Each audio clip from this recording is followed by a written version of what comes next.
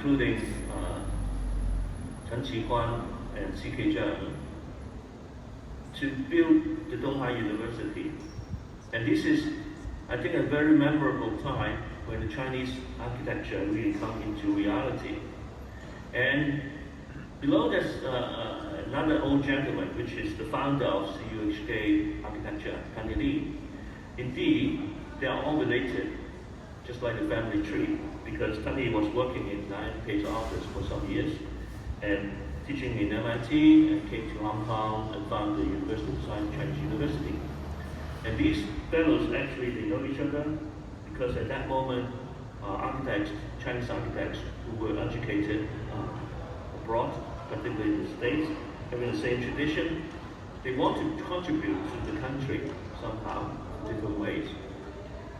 And how I came into the picture actually is when in 1991, when Kang came to Hong Kong, CK was here, I was a student, and I went with them to visit a bamboo theater in Chao, actually. And that is how I came to know these gentlemen, Kang, and I was introduced to new chapters of my life to study bamboo theater.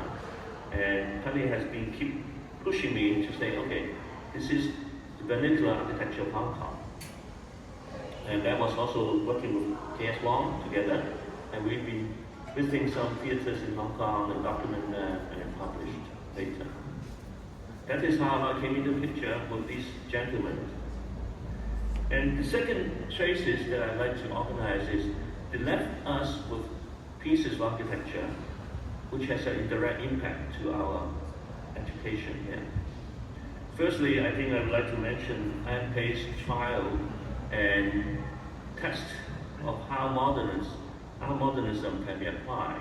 One of the attempts is in Beijing, the Pregnant Hill Hotel, which IMK has been trying to use symbols, geometry, and the poetry, which is transporting the South aesthetics into the North area, the Beijing, which considered by CK is not so appropriate somehow, but it's a good trial. And the second one, actually, I would like to mention is the one by Wang Daihong, the Memorial Hall of Sun Yat-sen in Taiwan. Is trying to use a modern language like the concrete column and beams to translate the forms and the ideas of traditional architecture, which is, some people like it, some people don't, because it's like a very awkward, modern, but at the same time hybrid form of modernist architecture. The third one, another attempt by MK, which is in Hong Kong, the Bank of China, which is totally a modernist architecture, but at the same time behind that is the symbolic idea of the bamboo and how these interpreted ideas of modernists can be understood in a cultural manner. And the fourth one, actually, I would like to elaborate a little bit, is about the Donghai University, which CK, IMK, and Chang has been collaborating together, which is using a vernacular language to interpret and understand what Chinese architecture in a modern time could be. And I would like to say this is something that relating to common values that today we term it as critical regionalism. But I'd like to divide it into 4 T's. One is the type, second is how it adjusts to the terrain, and third is the tectonic and the tactile qualities of this kind of understanding. As you've been mentioning, Donghai is a breakthrough in the interpretation of modern Chinese architecture. This is a sketch by the Chang of the whole campus. And the interpretation here is CK has been employing vernacular architecture not for the sake of its housing form, but also its invisible quality as the spirit of people, the spatial model, and harmonious relationship among place, people, and the living habits, which is the most important part of his understanding of why he employed the language of vernacular architecture. And firstly is the type, is using the Cuhk type as a method of organizing all the buildings. Cuhk is the center of all the faculties. And the second one would be the use of the language of the roof, the body, and the base. And this is how it's being recognized in different faculties in Donghai University. And the second part is the terrain, which is making use of the sloping wall, the central axis, and trying to organize it with the landscape in such a way that the scale and proportion of the building are right. This is how it's being realized today. If you compare this photograph, the trees, very small trees, just like the young students, now become mature trees, becomes the boulevard. And the way this is also very interesting in building in Donghai University, this is the sport hall, where you can see almost like one-story building. Indeed, it is two-story, as you can see in the other photograph. The building is sunken to create a slope, which is in front of you, the lawn in front of you, which is an outdoor slope, which is also assembly space. He tried to integrate the landscape together with the sloping area, with the building keeping the proportion right, and also creating a new space for the university. The third T that I mentioned in this study about Donghai is the tectonics. This is the organization of the dormitory of the students. He's using the Cuhk, but this Cuhk is kind of spin wheel-like, interlocking the Cuhk. So it's the creation of the new spatial quality, which is trying to interlock, but at the same time maintaining the atmosphere. This is how it looks like today.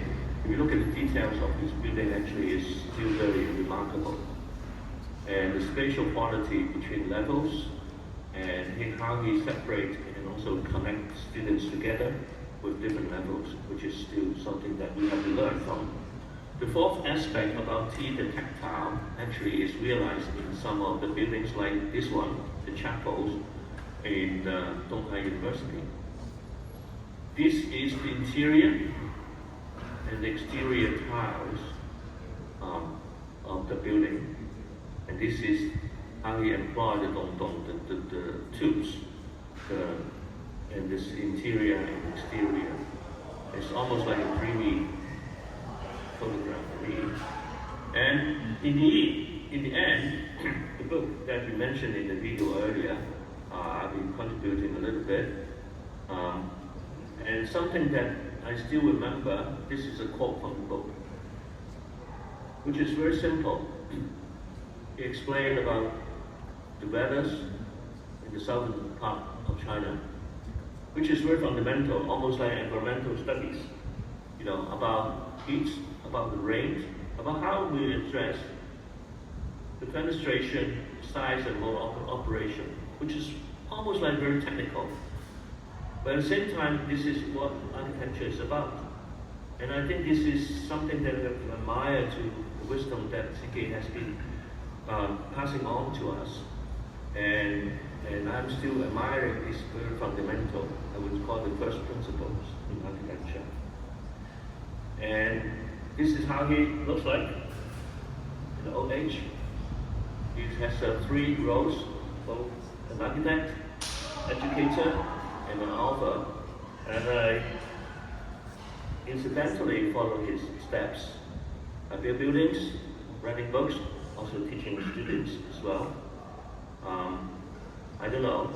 This is how I try to conclude my ideas about CK, and I hope that message can carry on. Thank you.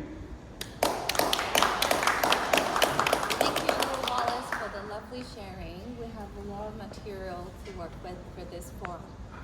Indeed, so without further delay, let us begin. We have a very exciting lineup of guests. Let's give a warm welcome to Professor Cuhk, Emeritus Professor at Cuhk, Chao, Acting Head and Associate Professor of the Department of History at Ningnan University, Professor Pak Patrick Huang, Associate Professor at the National Chang University on Zoom. Professor Philip Fong. It's time to show his face. Patrick. Okay, yes. Professor Philip Fong, Assistant Professor at the Donghai University.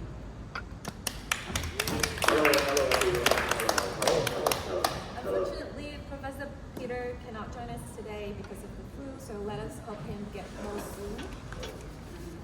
May I first invite all the guests to give a short provocation, and then we will be more conversational and walk through together the 3 chapters of Chang's life.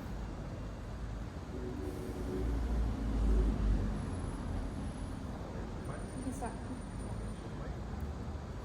Me? Yes. Okay, yeah. I this time I come from Nanjing, but I want to see other friends, but they are online. Pity. Interesting because I saw the exhibition twice. Because that time I didn't know this would be here, so I come and saw once, went again the second time. It's very, very nice exhibition. And also, I have several things very impressive. First, I think the Donghai University campus is quite unique, really. That shows this group. Not only him, right? I'm Pei and Chen Qi-Kuan, also part of it. And also, actually, the Chongqi campus and Donghai campus, almost the same time. They both are founded by this Christian organization. And Donghai University, they insist they want to do the design. I mean, Anpei or the group. Chongqi didn't get much money because they want to do the design organized by their own. So that's why they have held the competition, and finally the designer called Robert Fan, also Chinese architect, but a different education because Kang, Anpei, and Chen Qi-Kuan, they all, like Anpei, went to America. First, he went to UPenn, but UPenn that time is still Beaux-Arts. It's old-fashioned. So the Anpei realized it's not his taste. Yes, so he escaped. Yeah. But Robert Fan actually he's belonged to the very early group Chinese student studied at the UPenn. So it's old-fashioned. But he come to Hong Kong and become a modern architect. This is actually quite nice, some of this building design. So it's an interesting combination. So first, I think the Donghai University is really a very different campus. Second one is, I think, very impressed actually by his student-teacher relationship, right? And you and Wallace, but I really can feel this passion behind, and this relationship play a very important role. And after how many years? 30 years or more than 30 years? 40 and with 40 years and still celebrate. I think that part is very impressive. The third part, I like the book, actually. The book about Chinese architecture, the vernacular architecture. Because suddenly I remembered during 60s and 70s, also in China, they organized research on the vernacular architecture. So if someone has interest, it could make a comparative study, because his view, also with the German scholar with the different eye to take photograph, must have a very different approach or different interest. If someone wants to do a PhD or something, it could be a good topic, I think. So these three things I think is very, very impressive. So maybe I will talk about other things. Thank you for inviting me today. I first heard about CK Chang, I believe it's 25 years ago, when Wallace showed us CK's portfolio in his office in Wanchai. He showed me all these hand drawings and also talked about how CK Chang become a very influential teacher for him. And now I am teaching right now. I become like I really envy about this like professor and student relations. And I think this is a very important part of architectural education. And I also congratulate the organizing team for making this exhibition, because I think this exhibition is important in contributing to this literature, a very important literature on the modernization of architecture in Hong Kong, or by extension in the Greater China.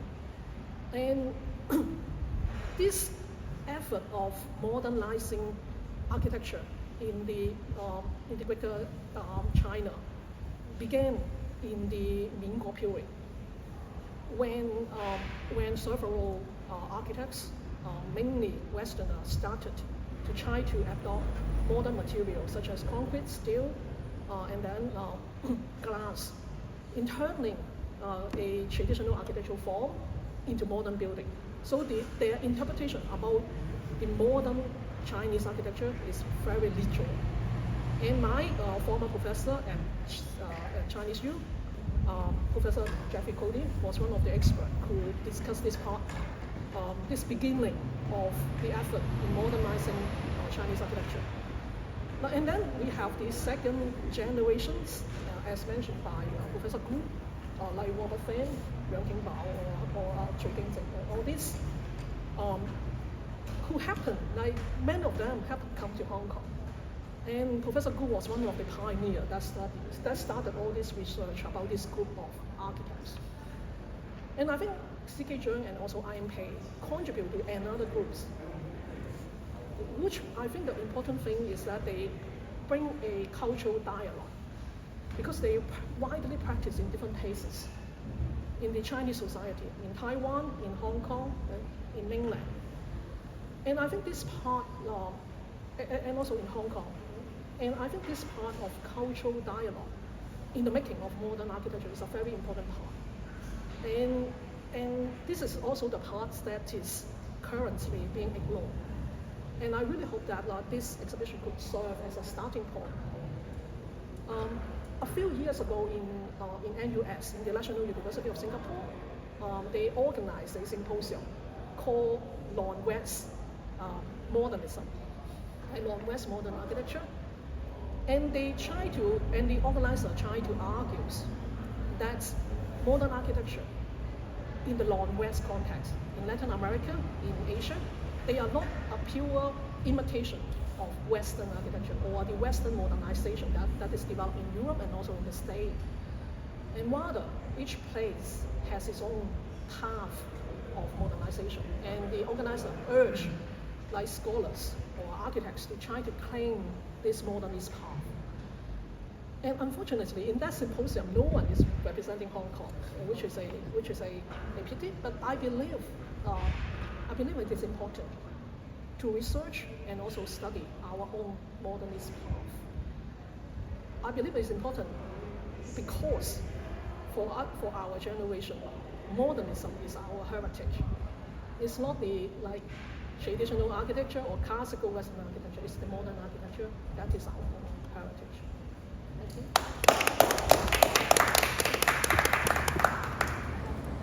Patrick or Philip? Hi everybody. It's great to see so many familiar faces and teachers and students actually. I mean, in a way, I'm probably the least qualified to talk about Kang's work because I really just gotten to know his work after I finished school and coming back to Asia. So it's not until I visited Donghai firsthand that that I learned about kind of the sensitivities on campus planning, the locations of the boulevards relative to the Pei Chapel, and the use of courtyard as a way to reflect the university setting. So in a way, there's so many more friends in this room that knows his work better. So I thought I offer a kind of a different perspective, which is that which has been mentioned here in this forum, that Chang was in a way not the only one. He's kind of part of those a small group of young passionate architects, Chen Qikuan, Wang Daohong, Ian Pei, that took in a way a similar path, which is they were educated in the US, were exposed to this very kind of early beginnings of high modernism, and then learning all of that kind of ideal about the future.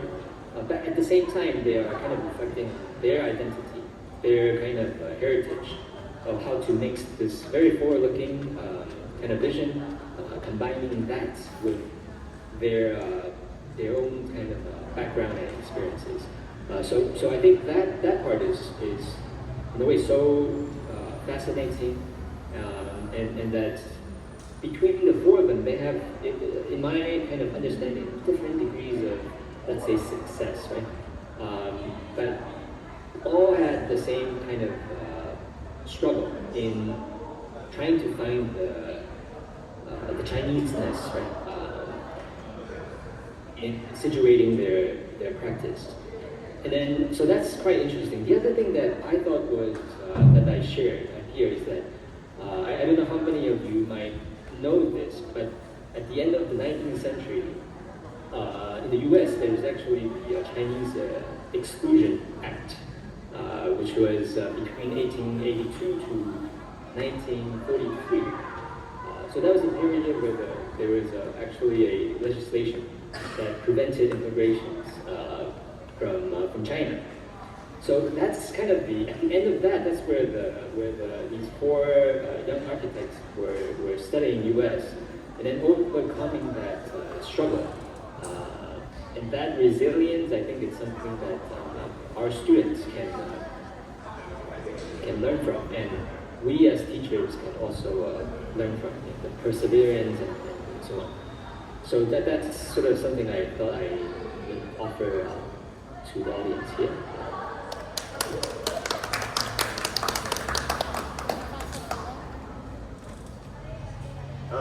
Hello everyone. It is nice to join the event today, but especially I cannot back to Hong Kong, and I was very lucky. Right now I'm teaching in Cuhk University. Actually, CK is involved a lot in the school. I think in my first impression when I moved to Taichung and teach in Cuhk, I think the campus to me is very unique. It's because I think the spatial experience is very Eastern, the material is very Western. So actually CK and Ian Pei and Chen Qikuan mentioned to combine the Western knowledge, but make it in a very Eastern spatial experience. That's the first thing. And secondly, I think in the old campus of Cuhk, I think it's a really totally walkable campus. I think since it's built on a sloping site, but eventually you can feel that you can walk to almost most of the area by your foot in a very short distance. And then even that very open campus, but you still feel a sense of the courtyard and belongings according to the different college. But of course, the new buildings after they build is you cannot feel at all, because I think they're bigger in size and also very different context. And secondly, I think I believe that CK is very inspired by this Vendoro, because I think when Wallace showed the male dormitory, eventually the open plan is because I think the male dormitory can accept the very open plan and very accessible. But for the female dormitory, actually it's rather very close courtyard. So eventually, I think CK and Chen Qikuan managed to really employing like a very Vendoro open plan, and also at the same time the very Chinese courtyard try to arrange the spatial hierarchy. So I think the thing is really you can learn a lot even if you visiting the campus right now. And I was lucky also study under Cuhk and also Wallace before when I was in CHK. And of course, when I study under Wallace and also work with him for a while, I always very inspired by him. He insists on how the people will feel about the space and material assembly. So although I didn't know, maybe no one in the group to meet except KS or Wallace to meet CK in person, but I feel his spirit is always passing through in the campus and also passing through Wallace to the other students. Okay, thank you so much. Thank you. Thank you, professors, for the provocations. Now we have some questions prepared for you all. Yes, we have a lot of questions. We will begin with questions in chapter 1. If anyone it is an open discussion. If anyone feel like you want to join the debate, please do. So chapter 1, Donghai period, synthesizing Chinese and Western cultural elements in architecture with modern construction technology. So one of the key periods in CK's work was his partnership with IMK to construct the Donghai University campus in Taiwan. He tried to synthesize his Western knowledge with Chinese wisdom. For instance, he tried to use modular fabrication and construction methods to integrate that with Chinese mortars and join to create a Chinese-style concrete building. And Donghai University was an experimental ground for him where he put a lot of his ideas to test through building rapidly. So reflecting on this, can you share with us what you think is the most challenging part in innovating architectural heritage, for example, for areas like Hong Kong or Taiwan? How can we begin to do that?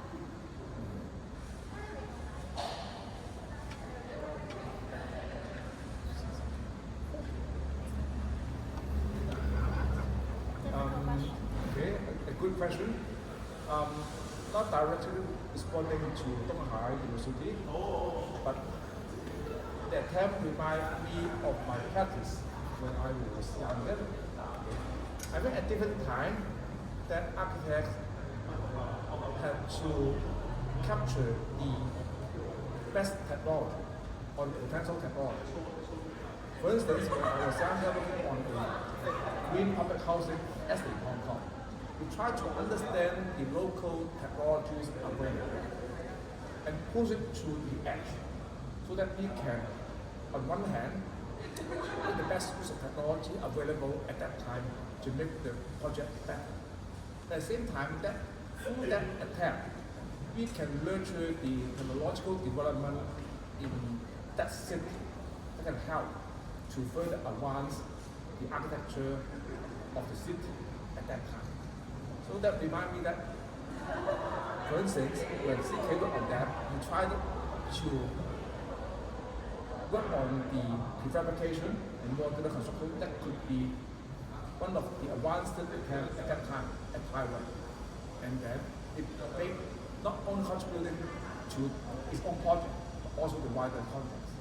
So when I practiced after my graduation, I did something similar to what he did during his early time at Chao, so can make wider contributions. I think that's something that probably CK inspired me, and then I can carry on his spirit. Thank you. Interesting issue. I think you have to put in the big context to understand what they try to achieve in Donghai. It looks very Chinese, but during early 50s in mainland, the trend is to imitate the big roof. So it's very different direction. And because this is from the national style, but what they try to do, I think you could see the influence from the modern architecture education. That means tectonic, to show the structure and space relationship, But that time, this kind of a knowledge is not there in mainland. So I think that let's say, what they try